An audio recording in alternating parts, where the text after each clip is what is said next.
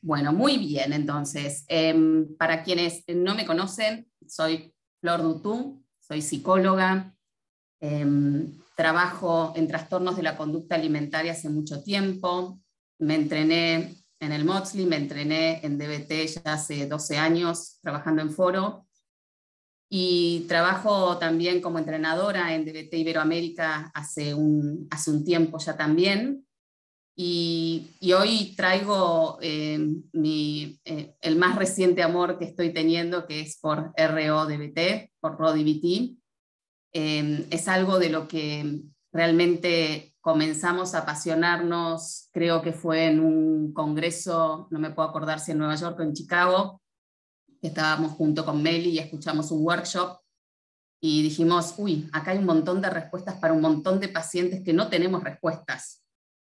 Y ahí quedó porque era medio difícil, porque había que hacer los entrenamientos como presenciales, una semana y después otra, y nada, la vida misma, el no tener el acceso posible por tiempo, por todo lo demás. Y en la pandemia tuvimos, digamos, sabíamos que se estaba gestando algo que era un entrenamiento, un blended program online, es decir, un entrenamiento que fuese on demand de RO, y allí fui en búsqueda del mismo, y desde entonces que no he parado de apasionarme por RO-DBT, y de esa manera también apasionar al resto que tenía al lado mío en ese momento, y creo que junto con Meli Weinstein en un momento el año pasado, realmente hicimos un gran trabajo en relación a contactarnos y poder poner en órbita junto con DBT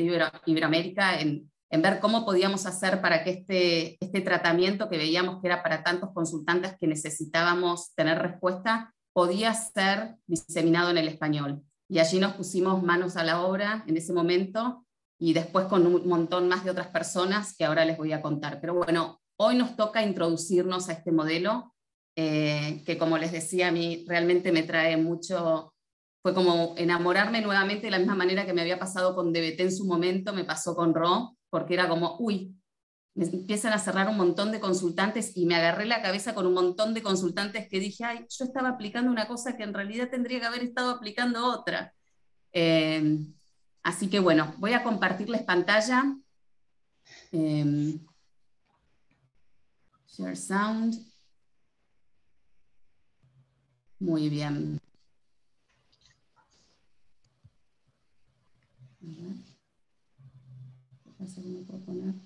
Ahí estamos. Muy bien. Entonces, me toca introducirlos a este modelo que para mí es de enorme placer.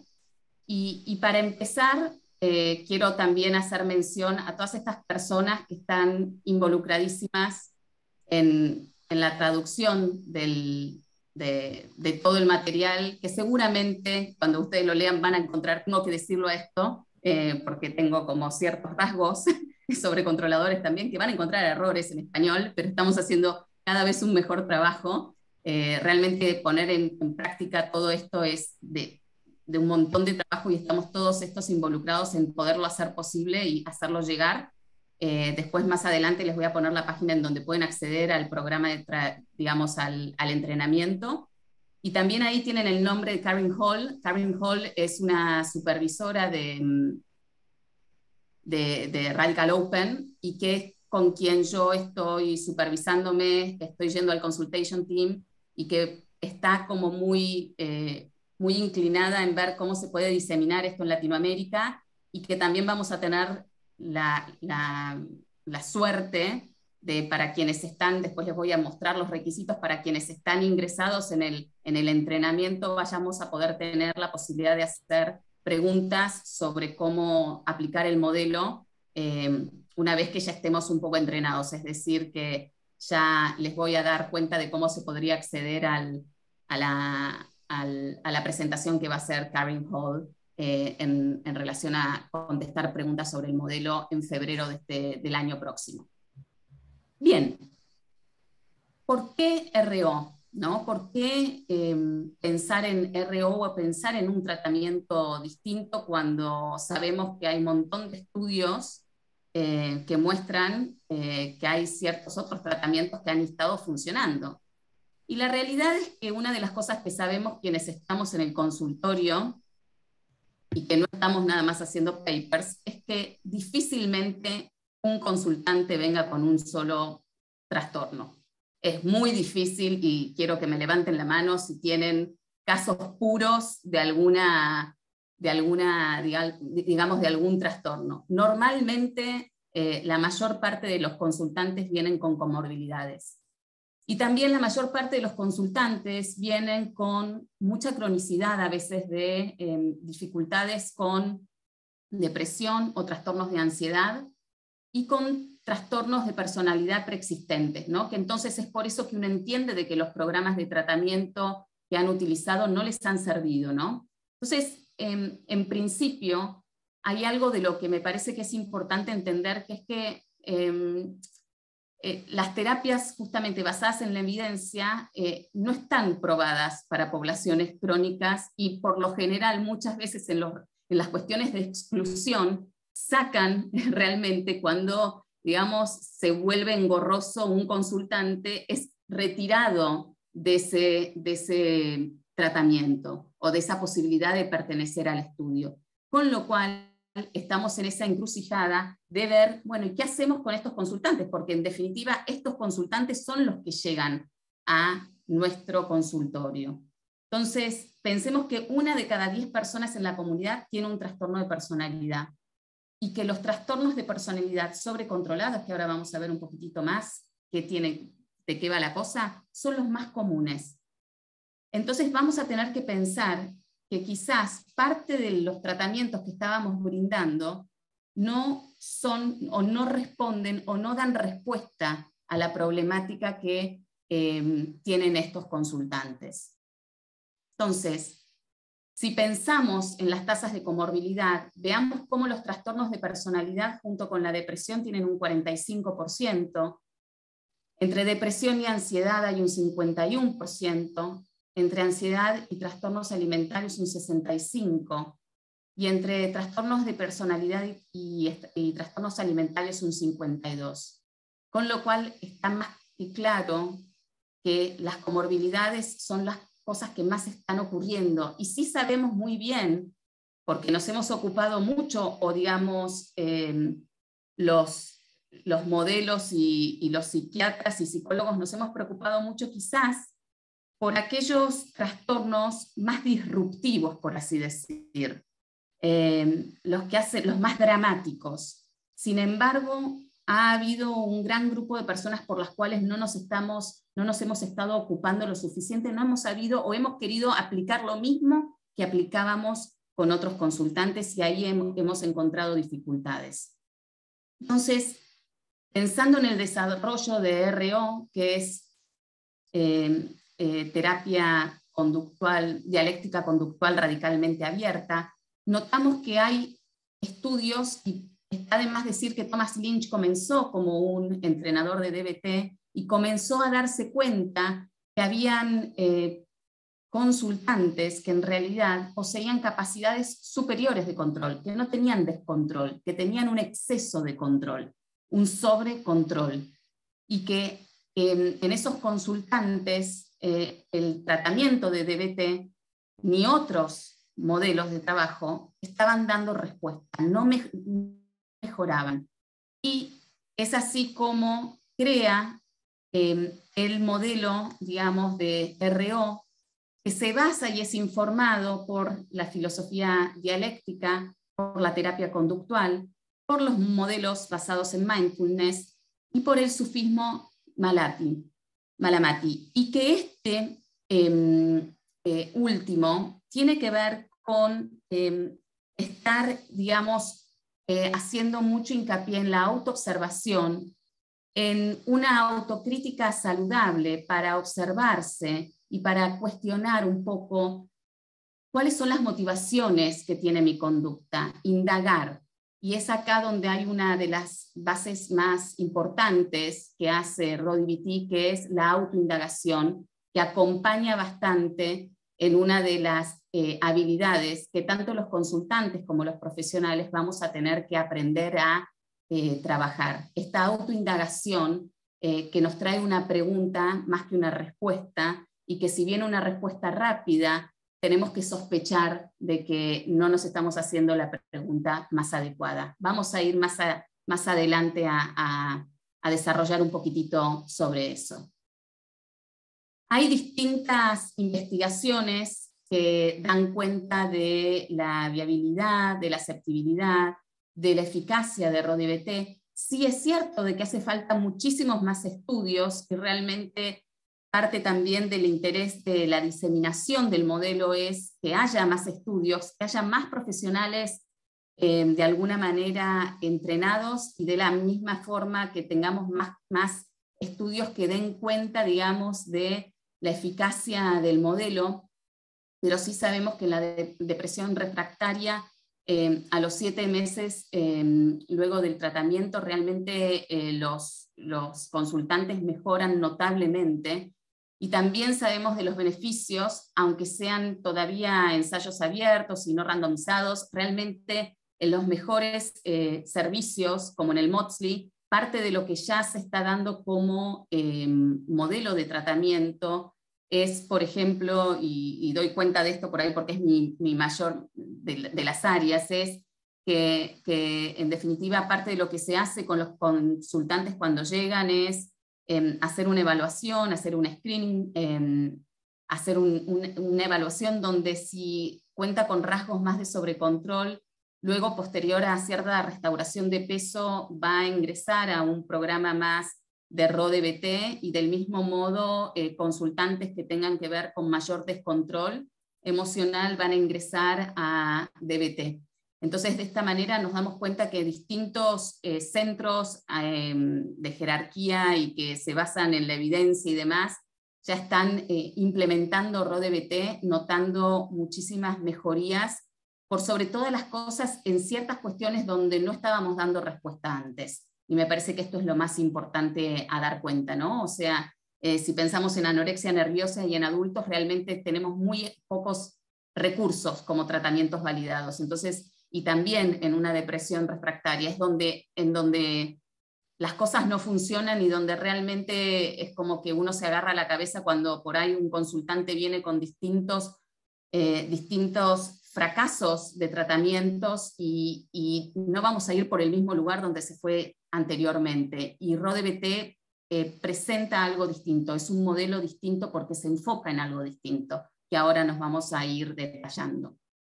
Lo que está claro, ¿sí?, es que una de las cosas que decimos siempre es que cómo puede ser que de algo, que el autocontrol pueda llegar a ser de alguna manera, como siempre se pensó que para los pacientes con descontrol, parte de lo que queríamos siempre era ayudarlos a tener mayor control, ¿no? Y nunca se pensó que tener mucho de algo bueno podía ser un problema.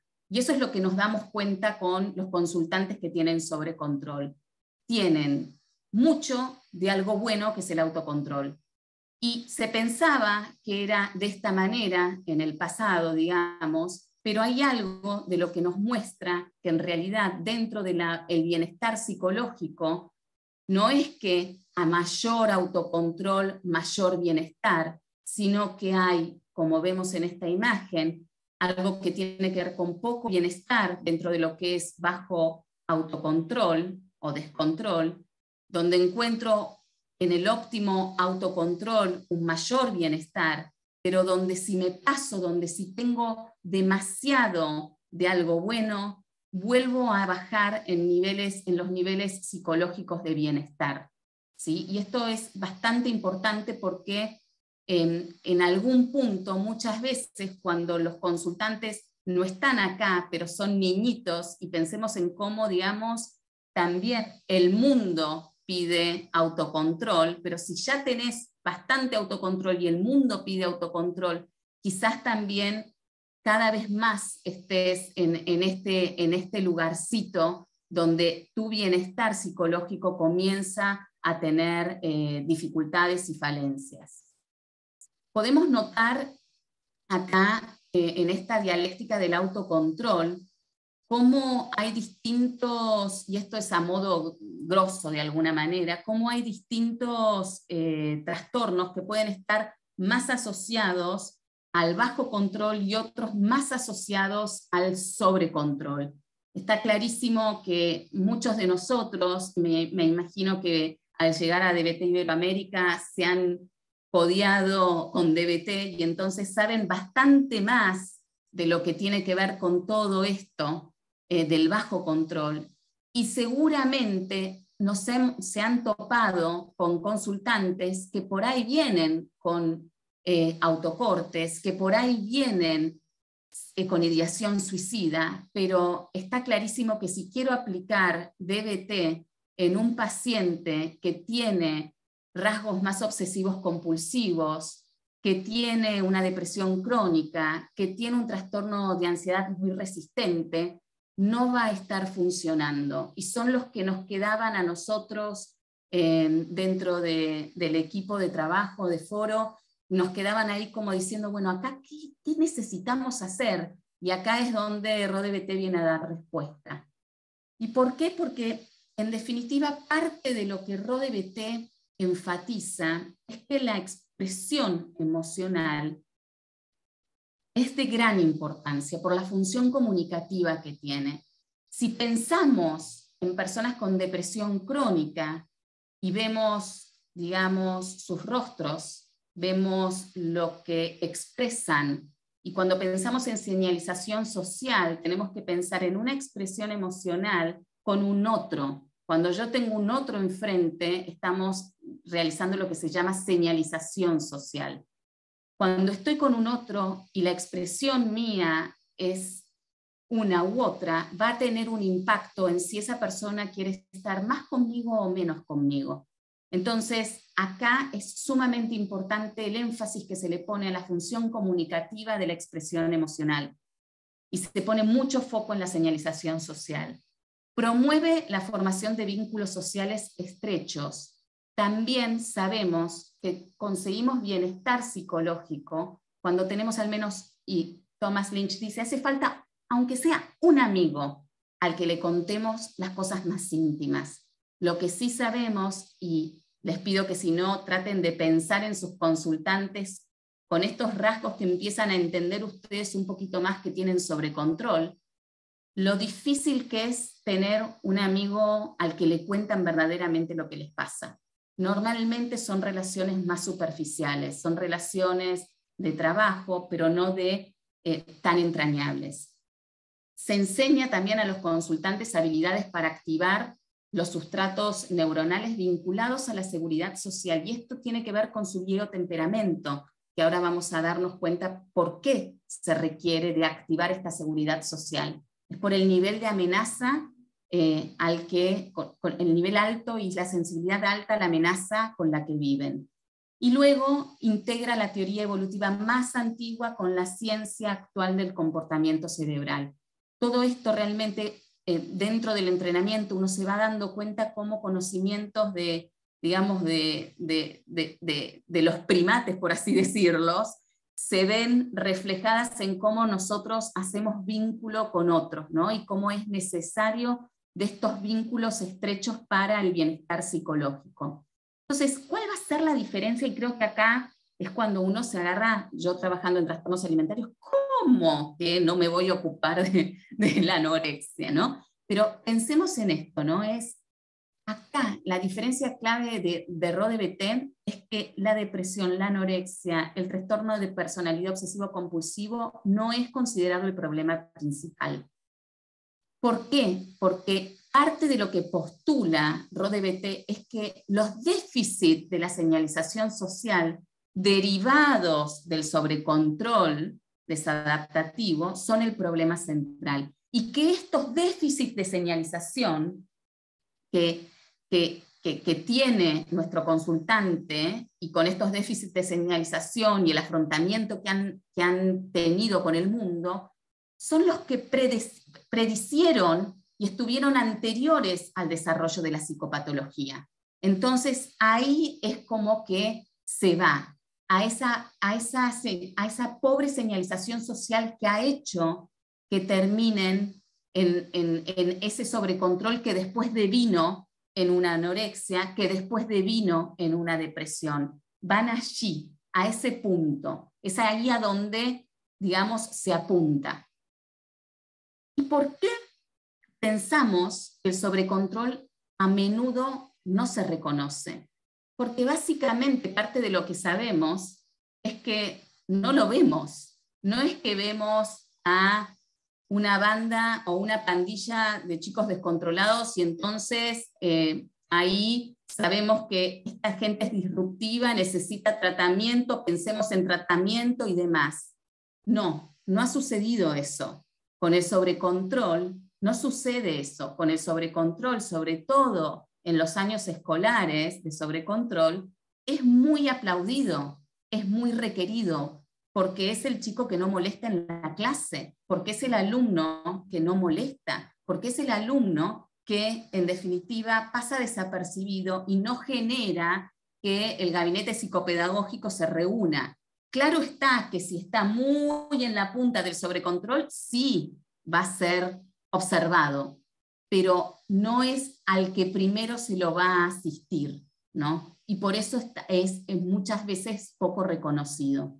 Entonces, sepamos que no deambulan por las calles, entonces no están gritándose de un lado al otro, son perfeccionistas muy centrados en los detalles, que tienden a ver errores en todas las partes, e incluso en ellos mismos, y tienden a trabajar muy duro, más que la mayoría, para prevenir problemas.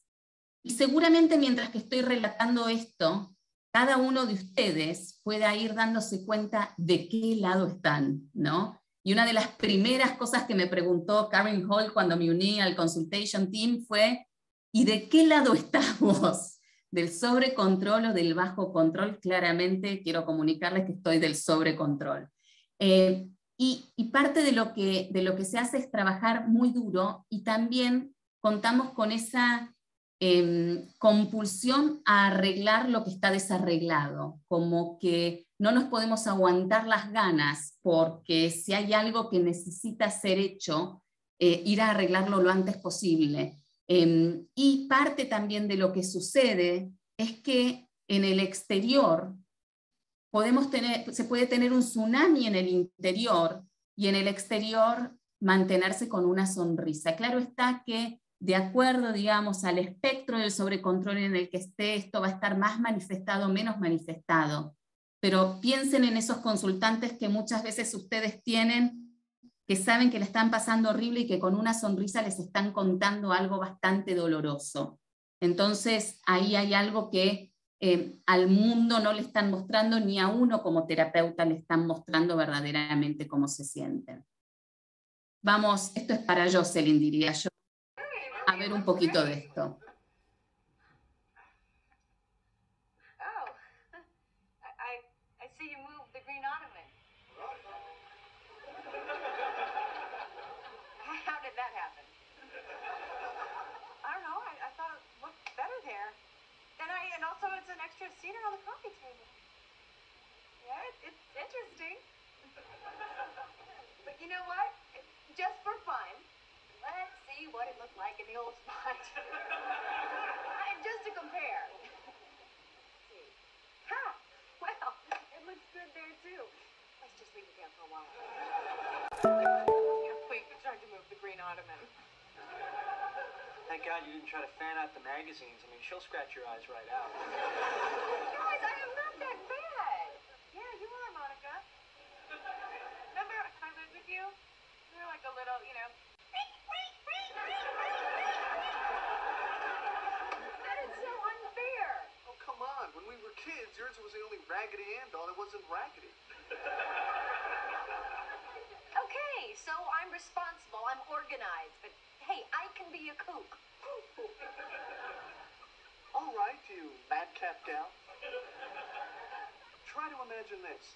The phone bill arrives, but you don't pay it right away. Why not? Because you're a kook.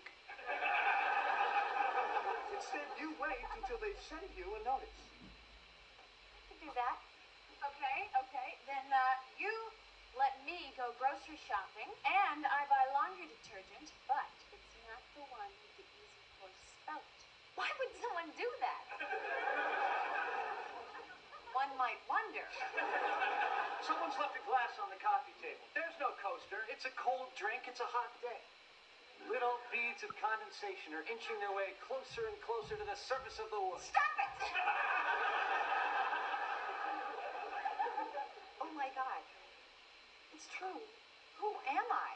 Monica, your mom.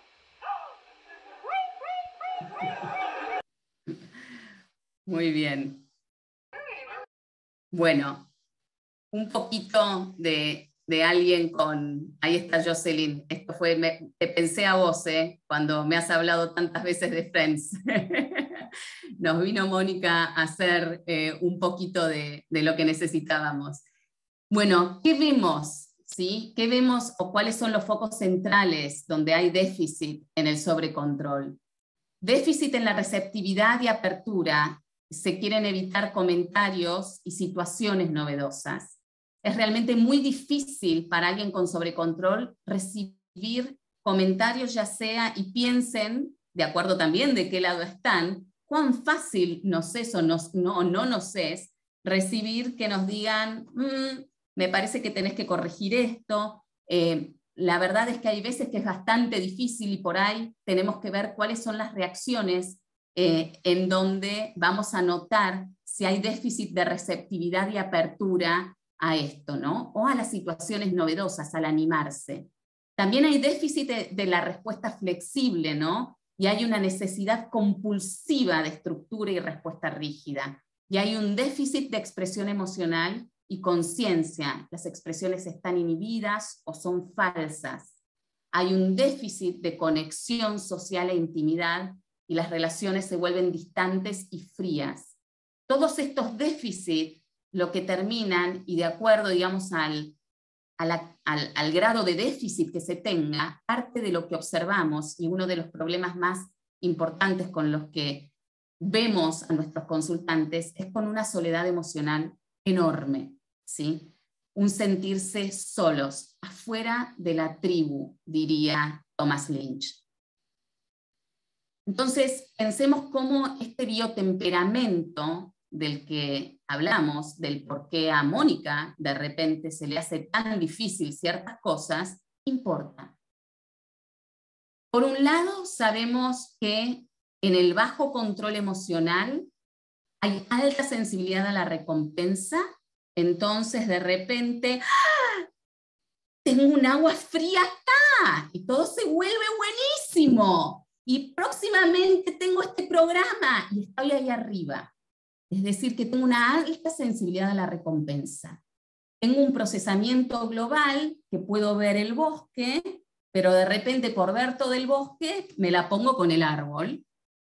Y hay un bajo control inhibitorio donde de pronto, si estaba yendo a la reunión de equipo y compré unas medialunas y me agarró mucho tráfico, bueno, de repente me puse a comer una que otra medialuna y llegué a la reunión de equipo y bueno, quedaron 2 medialunas, chicos, perdonen, porque no pude controlarme, ¿sí? Esto sería lo del bajo control inhibitorio. También acá encontramos que es igual en el sobrecontrol una alta sensibilidad a la amenaza, también existe acá y lo notamos en nuestros consultantes, sobre todo en los trastornos límite de personalidad, notamos cómo al abandono hay una alta sensibilidad a la amenaza, cuando algo se percibe desde ese lado. En el sobrecontrol hay una baja sensibilidad a la recompensa, entonces, aunque esté con 48 grados, esto es solamente un vaso de agua. No voy a decir, ¡ah, qué bueno el vaso de agua! Un vaso de agua. O como una consultante mía me comentó que se había recibido con honores de la Facultad de Medicina, y que la familia le dice, pero no te noto tan contenta. Bueno, era lo que tenía para hacer, simplemente recibirme. O otra consultante mía que hace poquito se compró un departamento y sus amigas le preguntaban, pero no se te nota tan contenta para... Y claro, hay una baja sensibilidad a la recompensa. hay un alto procesamiento centrado en los detalles, entonces realmente se puede observar tantos detalles que me voy a quedar fija en que por ahí estos libros de acá no están ordenados, y cuando veo que no están lo suficientemente ordenados, realmente comienzo a sentir cierta ansiedad, o cuando ciertas cosas no cumplen o no están estructurados de cierta manera, voy a sentir cierta incomodidad. Hay una alta sensibilidad a la amenaza y un alto control inhibitorio. Por supuesto que voy a poder aguantarme el comer las medialunas, y por supuesto que cuando pienso en la alta sensibilidad a la amenaza, sobre todo ante algo novedoso o que no estaba en la estructura o en los planes, ay mi Dios, pienso que hay algo que va a suceder. Entonces, si veo un tumulto de gente, enseguida parte de lo que voy a pensar es que hay algo grave que está sucediendo, lejos de acercarme y decir, uy, ¿cuánta gente hay acá? ¿Están repartiendo algo? No, voy a estar pensando de que hay una, no sé, que están por robar o que están por... algo grave va a estar sucediendo. Entonces, parte de lo que estamos indicando acá es que el sistema nervioso simpático va a estar sobreactivado un montón, ¿sí? Y vamos a necesitar hacer algo para eso, ¿sí? Bien. Ahí vamos. ¿Qué pasó? Ahí va. Bien. Y si pensamos en los ambientes, vamos a ver cómo parte de lo que se aprendió en los ambientes es, en el bajo control, es si escalo mis expresiones emocionales, entonces cosas buenas suceden. Y piensen en sus consultantes de trastorno límite de personalidad y en las conductas más operantes. Entonces, si escalo mis expresiones emocionales, entonces cosas buenas suceden. Mientras en el sobrecontrol lo que tenemos es, si inhibo mis expresiones emocionales, entonces cosas buenas suceden. Es decir, si la gente no ve como verdaderamente me siento, cosas buenas suceden, no me ven vulnerable, me ven competente, y eso es como quiero que me vean. Y entonces, ¿cuáles van a ser las frases más invalidantes que podemos pensar?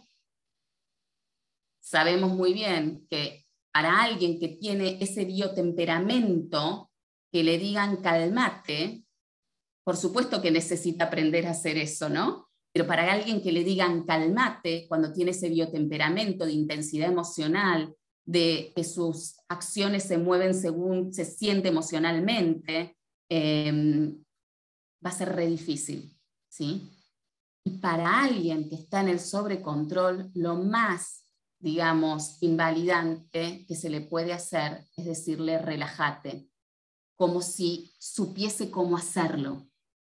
Acá hay algo donde tenemos que aprender, de la misma manera que aprendimos todos los que nos acercamos en un inicio a DBT, hay algo de lo que tienen que aprender a hacer porque no lo saben hacer, porque realmente no están hardwired, o sea, no están cableados para poder hacerlo. Entonces, no estamos cableados para poder hacerlo. Entonces, nos tenemos que aprender a hacerlo, ¿sí? Vamos con otro videíto.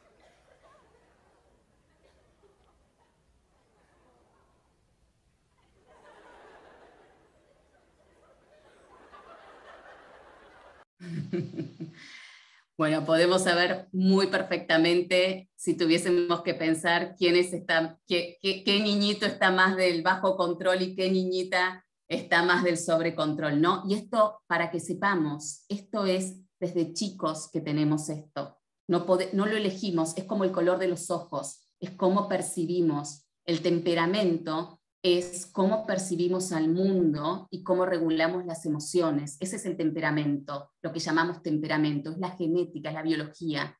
Y cuando hablamos de rasgo, hablamos de la biología más el ambiente. Ahí hablamos más de rasgos, ¿sí? importante de notar eso. Entonces, parte de lo que termina pasando es que con las predisposiciones biotemperamentales que tienen los consultantes con sobrecontrol, es que traen involuntariamente sesgos perceptivos y regulatorios que en situaciones sociales funcionan para aislarlos de los demás. Es decir, que la poca expresividad que tienen en sus caras, en sus rostros, el haber aprendido también de alguna manera a inhibir y tener la capacidad de inhibir, porque uno puede haber aprendido en el ambiente de que era mejor, pero no aguantársela, ¿sí? Lo que termina sucediendo es que son poco confiables. Entonces, como no sé muy bien, no la reconozco tanto y mejor no juntarse. Me acuerdo de una consultante que iniciaba en el colegio y que ella se estaba muriendo de vergüenza. Iniciaba en un colegio, en el colegio al que iba el hermano era más grande, y en los recreos, muerta de miedo, hacía una sonrisita, pero se iba al grupo del hermano, que era más grande, pidiendo por favor que su grupo de clase la convocase, pero parte de cómo quedaba para sus compañeras es la creída que se va con los más grandes. Y ella estaba muerta de ganas de estar con ese otro grupo, pero algo de su señalización social, porque estaba en tanta amenaza y la manera de compensar eso era hacer sonrisita, que por ahí era recibida por los otros como, ay, mirá, se cree mil, hacía que la dejasen más de lado, ¿sí?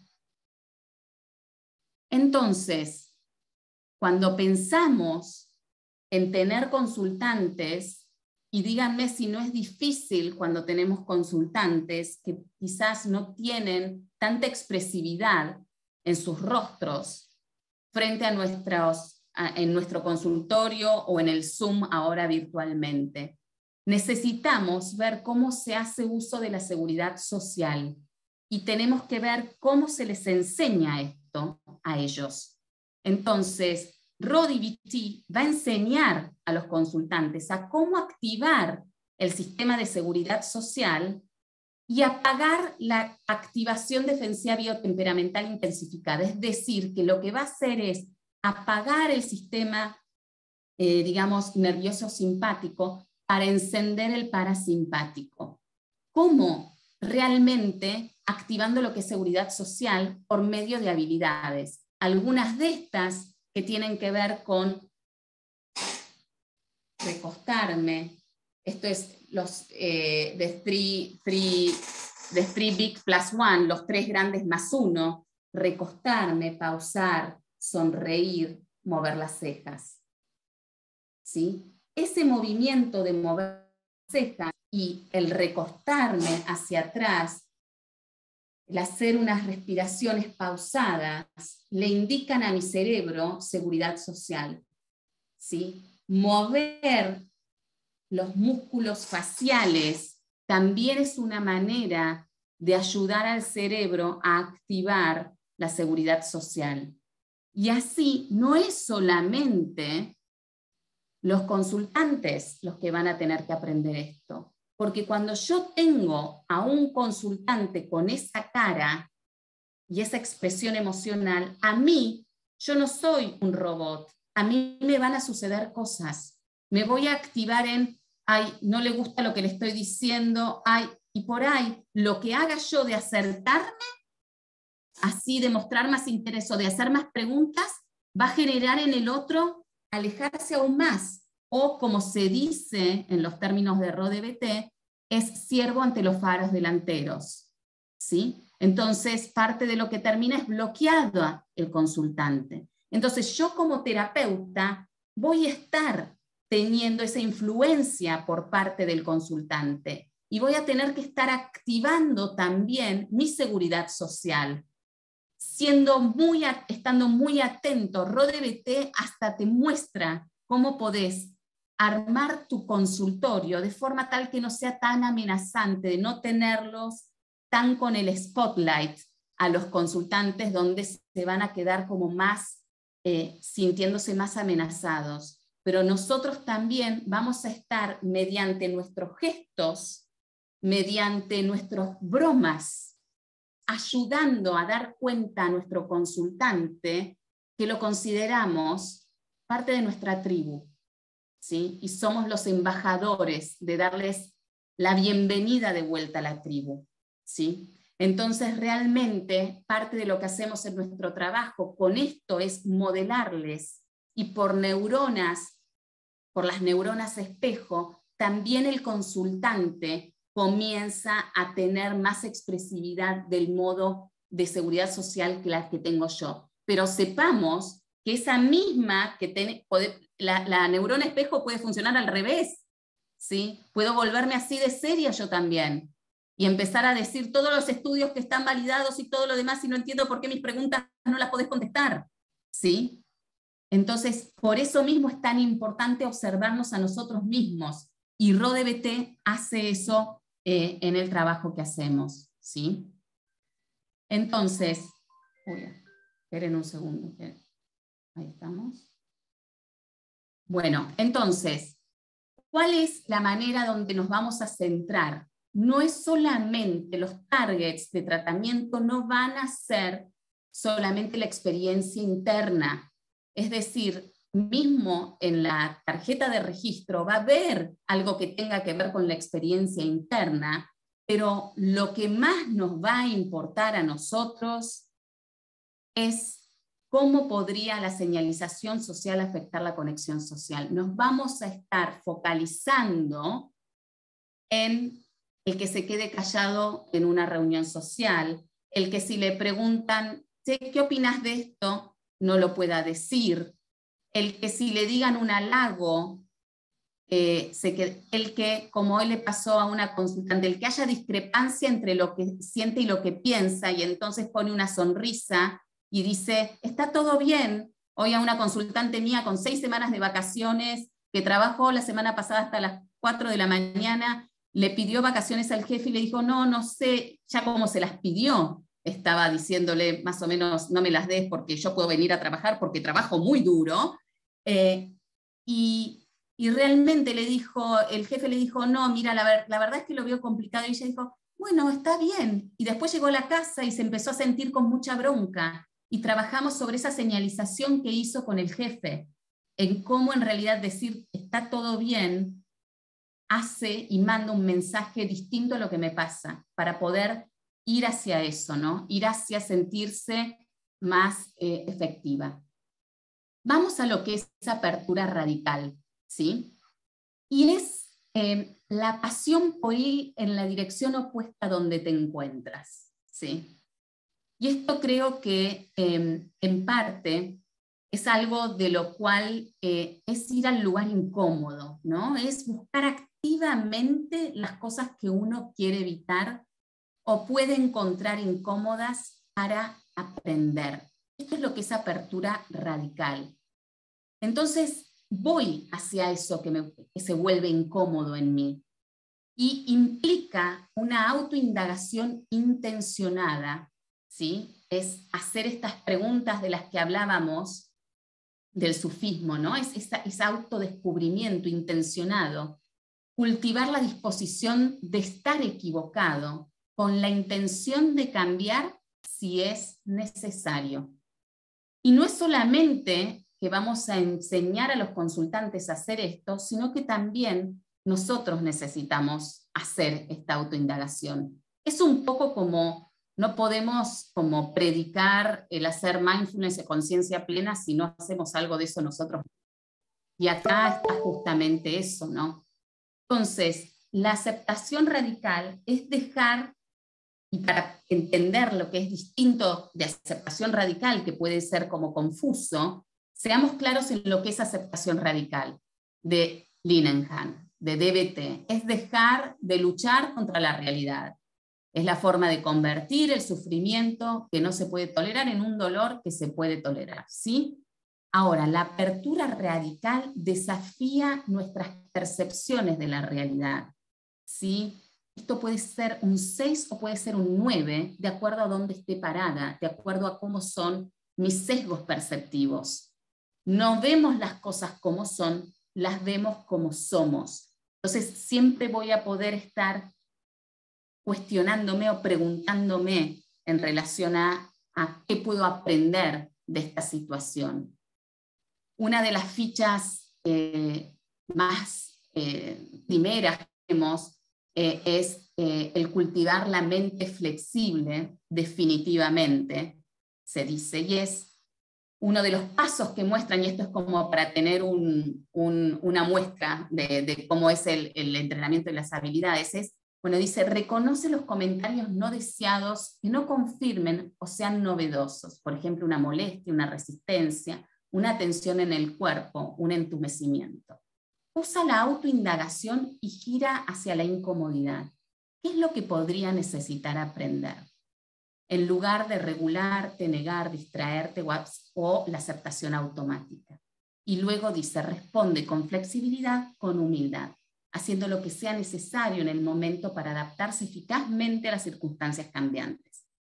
¿Cómo podríamos ver esto? Lo podemos ver en distintos ejemplos. Yo por lo pronto, dentro de lo que tengo este cuadernito de autoindagación, que comencé en la práctica, digamos, de cuando comencé a entrenarme, ¿no?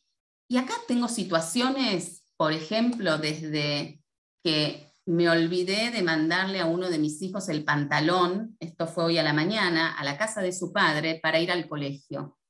Y entonces cuando me comentaron de te olvidaste, te equivocaste, la molestia que sentí en ese momento, ¿no? Y ahí parte de lo que automáticamente muchas veces, si no estuviese con la intención de tener y de practicar mente flexible, parte de lo que sería es, y bueno, es que ayer estuve haciendo tantas cosas y que mi hijo de 14 años debería hacerse el bolso solo, bueno, pero ¿por qué me molesta tanto? ¿Qué es lo que necesito aprender ahí? Y entonces, con esa pregunta de qué es lo que necesito aprender ahí, y algunas otras preguntas que surjan de ahí, voy a hacer una práctica de autoindagación de 5 minutos y no más de 5 minutos, porque no la queremos transformar en rumiación, para poder dar una respuesta luego más flexible y realmente quedarme en paz conmigo misma y con humildad de mi condición humana, de hay cosas las cosas que me olvido, ¿sí? Entonces, de estos ejemplos pequeñitos, si comenzamos a aplicarlos también en nosotros mismos, es que se vuelve experiencial. Por eso también es tan importante que RodeBT viene a darle respuesta a los consultantes y sí necesitamos hacer un trabajo nosotros también como terapeutas. Parte, digamos, de lo que me parece importante y que acá se muestra es que no lo vamos a poder leer nada más, sino que vamos a necesitar practicar y hacerlo de manera repetida. Y darnos cuenta, y lo interesante de si comienzan o si comenzaron con el nivel 1 del entrenamiento, es cómo hacer el cuadernito y ver primero sus anotaciones para después encontrar preguntas que los lleven más a su límite, al edge, a su límite de no encontrar respuesta quizás, pero que hay un lugar para aprender ahí importante. ¿Cómo es la estructura de tratamiento? Estoy pensando en la hora, pero ya estaría como, no importa, vamos a seguir. ¿Cómo es la estructura de tratamiento? La estructura de tratamiento va a tener como objetivos principales el disminuir conductas de sobrecontrol, el distanciamiento, esto con las otras personas, y la soledad emocional, y de aumentar la flexibilidad conductual, la apertura y la expresión emocional, por medio de la conexión social y trabajando en la señalización social, ¿sí? Buscando construir una vida que les valga la pena ser compartida. Entonces, la estructura y los modos de tratamiento ambulatorio van a tener sesión individual de 1 hora por semana, clase de entrenamiento en habilidades de 2 horas y media, coaching telefónico, y les aseguro que estos pacientes muy rara vez consultan y llaman por teléfono, y un equipo de consultoría para terapeutas. Aquí estamos. Parte de lo que se va a trabajar va a ser en jerarquía conductas que atentan contra la vida, donde hay protocolos. Y lo lindo del programa de tratamiento es que realmente hay protocolos y hay modos de cómo realizar, que la secuenciación de cómo voy a ir abordando los temas va a ser muy importante para que justamente con esta sensibilidad a la amenaza no se prenda la atención y se genere como esto del ciervo ante los faros delanteros.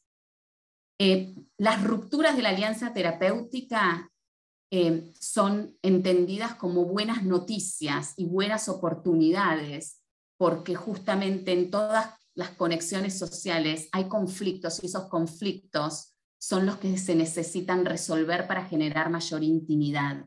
Entonces, cuando hay una ruptura de alianza terapéutica, que la puedo ver porque deja de haber contacto visual, o porque no llenó la tarjeta de registro, o porque cambió la velocidad o el flujo, o la noto más, o de repente empieza a tomar agua, o empieza a mirar para otro lado, bueno, ahí me está indicando de que hay algo que no es relevante. Y recuerden, va a ser muy difícil para alguien que enmascara decirme en ese momento qué es, y voy a tener que mostrárselo de una manera particular para que haya más chances de que pueda decir qué es lo que pasó.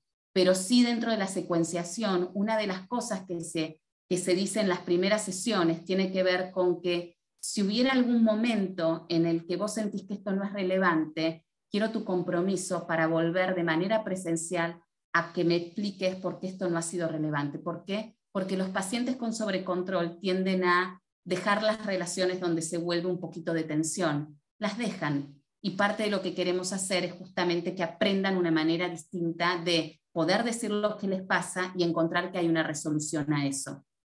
Y luego, dentro, digamos, de los objetivos 3 están los temas de las conductas de sobrecontrol, de expresiones emocionales inhibidas, de ser demasiado cautelosos o hipervigilantes, de un comportamiento rígido o gobernado por reglas, de relaciones distantes, frías, de envidia y amargura. Entonces, dentro de la secuenciación, y acá lo interesante del modelo y cómo lo propone, y en los videos de Thomas Lynch te muestra cómo hacerlo realmente, y te muestra casos con los pacientes, es primero en la sesión 1 la autoidentificación de sobrecontrol, luego en la sesión 2 comenzar a identificar metas valiosas. Es muy importante que una de las metas tenga que ver con conexión social. Orientar a las clases de habilidades, es importante decir clases de habilidades que grupo de habilidades, porque las personas con sobrecontrol han tenido muy malas experiencias de grupo. Lo que han pensado muchas veces es: no pertenezco al grupo. En cambio, clases y estudiar lo han hecho 10 puntos. Entonces, si le ponemos de nombre clases, van a ir muy bien, van a saber lo que tienen que hacer. Ahora, si decimos grupo, pertenezco o no pertenezco. Tengo la experiencia de siempre haberme quedado fuera. Y entonces por eso es tan importante mencionar clases. En la sesión 3, la teoría biosocial, y en la sesión 4, mecanismos claves de cambio. ¿Sí? A partir de la sesión 5 a la 30, vamos a estar focalizándonos en los objetivos de tratamiento, parte de cómo decía la pirámide. Y lo interesante de acá es que vamos a ver en qué objetivos, en qué puntos de la señalización social nos vamos a focalizar de acuerdo a lo que sucede en sesión. Si es que alguna señalización social la vemos pasando en sesión, vamos a estar ahí, o de acuerdo al registro. Y parte de lo que vamos a empezar a ver es cómo podemos, de alguna manera, en las distintas sesiones, enseñar sobre las temáticas que mencioné antes acá, las expresiones emocionales inhibidas, hablar un poco sobre ellas, accionar sobre ellas y ver si hay algo de eso que les ocurre a ellos para poder poner en el registro, el registro diario. Entonces, las clases de entrenamiento de habilidades comienzan a partir de la semana 3 y, digamos, continúan hasta que se hayan terminado, digamos, las 30 sesiones de tratamiento que proponen. Lo que también sabemos es que hay modos de tratamiento donde solamente están dando el grupo de entrenamiento el grupo no, en las clases de entrenamiento en habilidades de RO, y bueno, obviamente se espera resultados de investigaciones para ver cuán útiles son de ese modo, pero sí hay servicios y centros que están haciendo eso. Bien, lo más importante de las clases de habilidades es que no inventemos la pólvora, apeguémonos al manual. Si queremos hacer un ejercicio e inventamos algo, parte de lo que puede aprenderse también es empezar a aprender en la amenaza en los consultantes. Digo, un ejercicio como, hagan caras graciosas, y si lo hago durar por mucho tiempo, pueden empezar a ser muy conscientes de sí mismos, o compararse, o ver si lo están haciendo mejor que el otro. Entonces, lo más importante en la clase de habilidades es apegarse al manual. Aquí tenemos los distintos nombres de las habilidades, y también una de las cuestiones importantes es que realmente como terapeutas RoDBT, nosotros mismos necesitamos practicar la apertura radical. Por eso también el equipo de consultoría viene a ayudarnos a hacer eso, a encontrar cuando nos ponemos más en mente más cerrada, más rígida, y nos ayuda a tener ese lugar a donde necesitamos aprender algo sobre nosotros mismos. Bien, esta es Karen Hall, y como les decía, el 18 de febrero, a las 13 horas de Buenos Aires, va a estar brindando una sesión en donde se le van a poder hacer preguntas sobre los materiales, digamos, de enseñanza, sobre lo que hayan estudiado, y para poder asistir tienen que haber completado al menos el nivel 2 parte 2. ¿Por qué nivel 2 parte 2? Porque en el nivel 2 parte 2 ya se dan la secuenciación y ya se ha tratado de que se ponga en práctica el cómo ayudar, digamos, a la autoidentificación del sobrecontrol, a practicar el protocolo, digamos, para ruptura de alianza, practicar también, mencionar el mecanismo, la teoría biosocial o el mecanismo clave, digamos, de cambio, con lo cual se van a tener más preguntas para hacer que puedan ustedes después volcar en cómo utilizarlo para después volcarlo con sus consultantes, ¿sí? Muy bien, acá tienen en dónde pueden encontrar el curso, digamos, en español, y bueno, creo que aquí estamos, digamos, por el día, digamos, de hoy al menos. Espero haber podido entusiasmar a gente, y sé y entiendo de que me hubiese gustado estar muchísimo más tiempo, evidentemente, por el material, pero también es como si les dijese eso mismo que me pasó a mí cuando fui a ese congreso en Nueva York, creo que fue. Ese taster, esa muestra, como para después que cada uno de ustedes se sumerja en el entrenamiento de este modelo que da respuesta a un montón de consultantes que hasta ahora no tenían respuesta. Bien. 18:05, bastante bien, quiero decir. Espero no haberlos abrumado, quizás sí, pero sepan que no todo se va a poder entender, ¿sí? Por una clase que hayan, sí, a empezar a tener preguntas. Hay distintas cosas que se hace desde un terapeuta RoDBT. Un terapeuta RoDBT va a estar contrabandeando información, va a estar diciendo de a poquito cosas para que vayan entrando, ¿sí? Y va a estar preguntando más que diciendo. Esas también son cuestiones que uno como terapeuta RO comienza a aprender a hacer, que es distinto a lo que por ahí hacíamos con otros modelos. Así que es todo un desafío aprenderlo. Bien, no sé si tengo preguntas porque no vi. Ok, sí la puedo mostrar. Si no tenés presbicia como yo, seguramente te la pueda mostrar y la podemos ver. Todos los protocolos, o sea, hoy por hoy el libro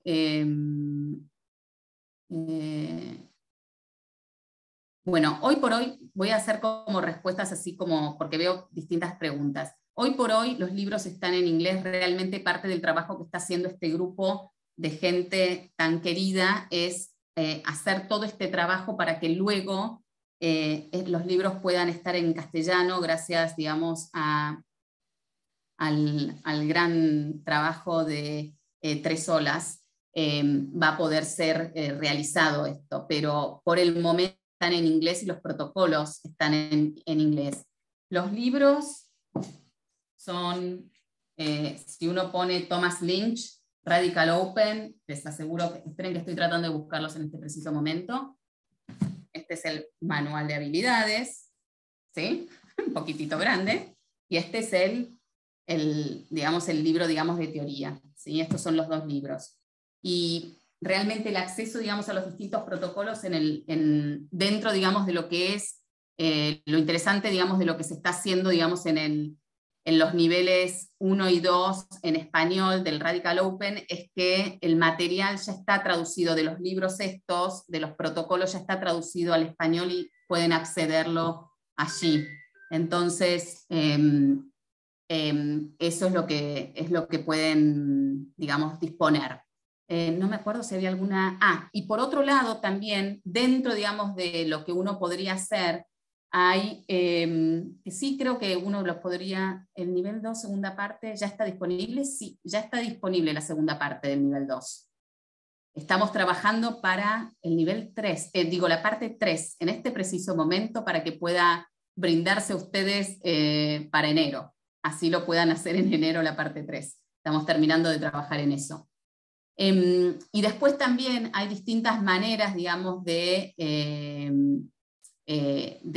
poder categorizar, digamos, a un consultante si tiene sobrecontrol o no. Hay un cuestionario de palabras pares que puede distinguir uno y otro. Después, muchas veces se usa el de evitación experiencial, como para también distinguir si hay algo de eso. Y también dentro del libro hay ciertas cuestiones donde tenemos un checklist del prototipo de sobrecontrol, como para poder, a modo, digamos, evaluarlo y de esa manera comprender si está del sobrecontrol o no. ¿Sí?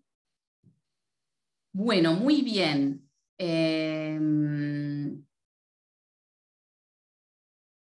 Podría ocurrir que no todos, exactamente, puede ocurrir que haya más, que haya, de alguna manera yo te diría que es un poco, no sé si conoces de DBT, pero es un poco que hay ciertos dilemas dialécticos que pueden estar en uno o en otro. Bueno, acá es más o menos lo mismo, hay ciertos déficits que se muestran, o ciertos déficits, o por ahí no son los dilemas, pero sí que vemos en algunos consultantes con TLP como que hay mucho déficit en lo interpersonal, y no tanto en otros lados. Bueno, acá es más o menos lo mismo. Vamos a tener mucha marca en ciertos déficits. Lo importante acá, que no mencioné en todo esto, es atención, porque no es que los consultantes con sobrecontrol no descontrolan en algún momento. Los consultantes con sobrecontrol descontrolan, lo que se llama una fuga emocional, pero lo hacen en privado. Y en privado no necesariamente es solitos, es con su casa, en su mundo privado. Lo pueden hacer con el novio también, pero no lo van a hacer en el trabajo ni ahí, ¿sí? Entonces es importante distinguir, y también van a tener autocortes, pero van a ser distintos, van a ser más planificados, no van a mostrarse. Entonces hay un montón de pautas que nos dan en el cómo perfilarnos si hay sobrecontrol o descontrol en un consultante para poder darle el mejor tratamiento posible. ¿Sí? Bien, bueno, para mí un gustazo terminar el viernes dando esta charla porque me deja con muchas ganas de seguir trabajando para que se puedan seguir accediendo a más RODBT en español. Creo que eso es importantísimo para que mayores, porque realmente sí, una de las cosas que uno se va dando cuenta es, y hacía esto con esta consultante, y por eso le pasaba esto. Bueno, tratemos de ver cómo, bueno, no podemos saber lo que antes no sabíamos, es así de sencillo, Pero sí tenemos una misión hoy por hoy de que si sabemos que hay algo para darle a estos consultantes que es distinto, bueno, ¿cómo se los podemos otorgar, no? Así que bueno, muchísimas gracias por acompañarnos en este día y por este medio, y muchísimas gracias a DBT Iberoamérica por brindarnos esto, ¿no? Creo que DBT Iberoamérica hace esto de notar mucho en dónde hay ganas de que ustedes escuchen, o que la comunidad y que esta tribu tenga mayor acceso a conocimiento y aprendizaje, ¿sí? Bien.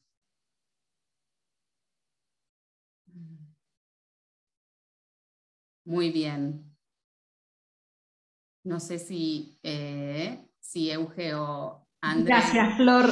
Acá estoy. Muchísimas gracias. Gracias a todos por participar y vamos en breve a subir esta charla a nuestro canal de YouTube. Gracias y feliz fin de semana para todos. Adiós.